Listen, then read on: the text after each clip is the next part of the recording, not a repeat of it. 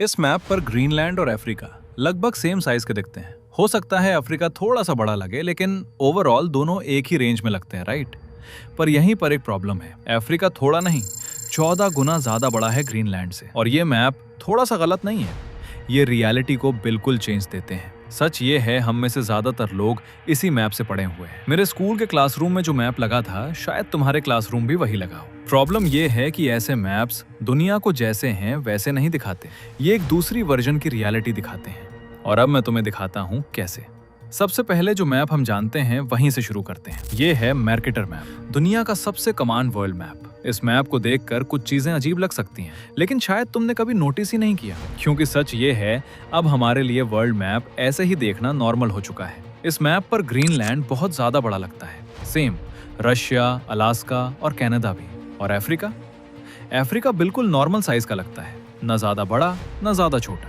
और अब जरा देखो, जब हम इस भसर को ठीक कर देते हैं तो रियलिटी कुछ और ही होती है। अफ्रीका के अंदर अमेरिका, चाइना और इंडिया पूरा फिट हो जाता है। यूरोप का काफी बड़ा हिस्सा भी इसके अंदर आ जाता है, और फिर भी काफी जगह बच जाती है। अफ्रीका एक्चुअली में बड़ा है, और ग्रीनलैंड वो लगभग डेमोक्रेटिक रिपब्लिक ऑफ कॉन्गो के साइज का है, जो अफ्रीका के अंदर छोटी सी कंट्री है। और अलास्का, जो इस मैप पर बहुत बड़ा लगता है, रियलिटी में लीबिया से भी छोटा है।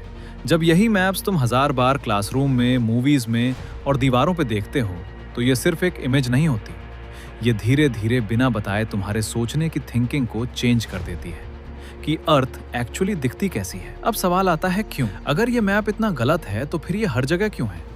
हम सब इसी के साथ बारे क्यों हुए हैं? और अगर ये गलत है तो आज गूगल मैप्स में इसका यूज क्यों होता है? यहाँ एक इंपॉर्टेंट बात है, मर्केटर मैप कभी ज्योग्राफी सिखाने के लिए बना ही नहीं था।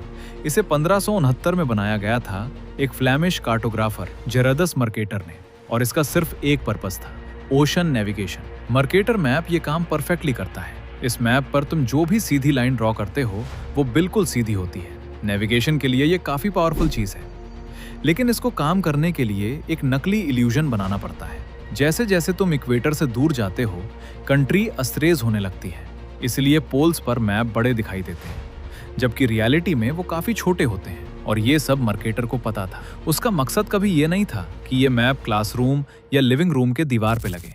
सवाल ये है कि 450 साल पुराना नेविगेशन टूल हमारे लिए पूरी दुनिया को देखने का तरीका कैसे बन गया? जब पहली बार मर्केटर मैप बना तो लोगों के दिमाग में वर्ल्ड मैप का मतलब ही वही बन गया। ग्रीनलैंड बड़ा सा, एंटार्क्टिका नीचे फैला हुआ, और जो भी मैप इससे अलग दिखाता था, या तो वो अजीब लगता है या फिर गलत है। अब ये देखो, ये है गोल पीटर्स मैप, जिसे इक्वल एरिया प्रोजेक्शन भी कहा जाता है। इस मैप का फोकस एक चीज पर है, साइज एक्यूरेसी। हर कंट्री को उसके रियल एरिया के साथ दिखाया जाता है, इसलिए अफ्रीका यहाँ इतना बड़ा दिखता है क्योंकि वो एक्चुअली इतना ही बड़ा है, और ग्रीनलैंड छोटा दिखता है क्योंकि रियलिटी में वो छोटा ही है। इस मैप में कंट्रीज थोड़ी खींची जैसी लगती है। अगर तुम्हें मर्केटर मैप देखने की आदत है तो ये थोड़ा अजीब लग सकता है। अब ये देखो, ये है रिंकल ट्रिपल मैप। आज नेशनल जियोग्राफी इसी का यूज करते हैं।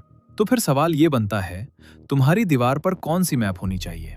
अगर तुम अपने घर में एक मैप रखने वाले हो तो मुझे लगता है तुम्हें रखना चाहिए मर्केटर मैप को, क्योंकि इसे समझाना आसान है। ग्रीनलैंड अफ्रीका के साइज का नहीं है, दूर दूर तक भी नहीं। और अगर आज तुम्हें कुछ सीखने को मिला तो कमेंट में जरूर बताना, तुम्हें सबसे ज्यादा किस चीज ने चौंकाया?